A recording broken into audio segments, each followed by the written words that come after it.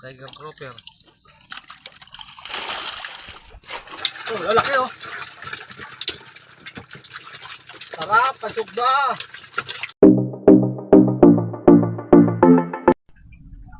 Wala na, ubos na. Tapos na kami mag-sizing ng ano, ng dapak at saka talakitok. Doon naman tayo sa Lapu-Lapu. Okay. Dito naman kami mga kapisda sa aming Lapu-Lapu. Pinipili namin yung mga good size para pambenta.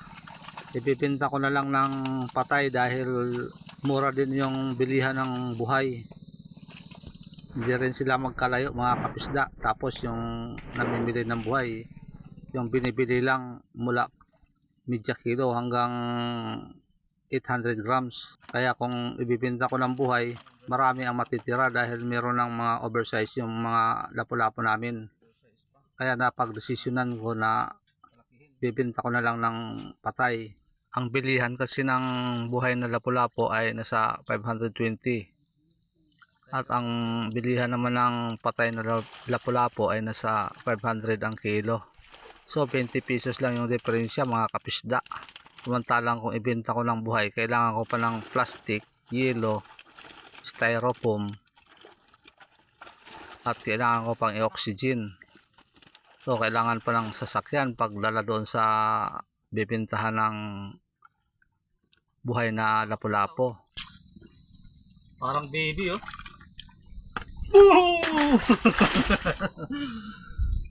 Parayaw. Dumula sa kamay. Doon sa labas ng lambat. Mahuhulog.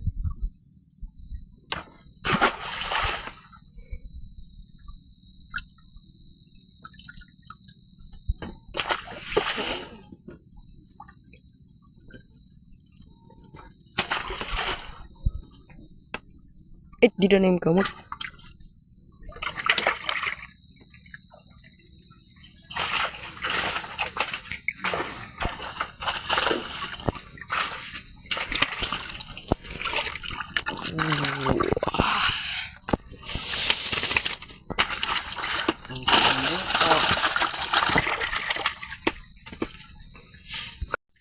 Harvesting na po.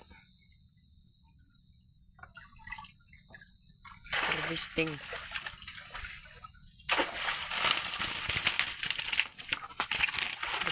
Harvesting.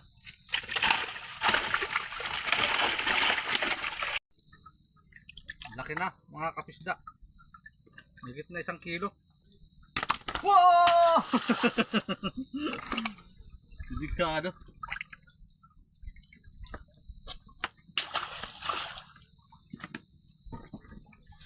Sizing namin yung aming pangbinta. Ano kabilog?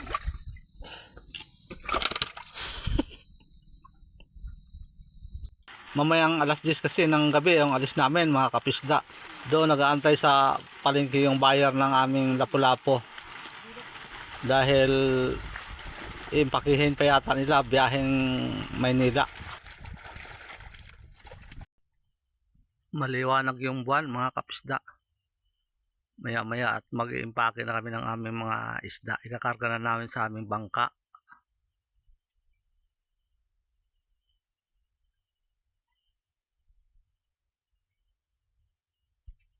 Hindi ko na na-videohan yung biyahe namin kanina mga kapisda dahil medyo umaambon. Mababasa yung aking cellphone. Tsaka yung video ko naman doon sa luma kong cellphone sa palengke ay nakurap. Hindi ko na makita. Kaya wala akong may pakitang video doon sa merkado mga kapisda. Yung pinta pala namin sa Lapu-Lapu mga kapisda ay nasa 99,000 at saka yung aming dapak at saka talakitok ay nasa mahigit 17,000. Kaya mahigit 100k yung aking benta kanina mga kapisda. So yun lang mga kapisda, sana huwag kayong magsawang manood sa mga ina-upload namin video at huwag nyo rin kalimutang mag-likes, mag-comments at mag-subscribe na rin sa aming channel.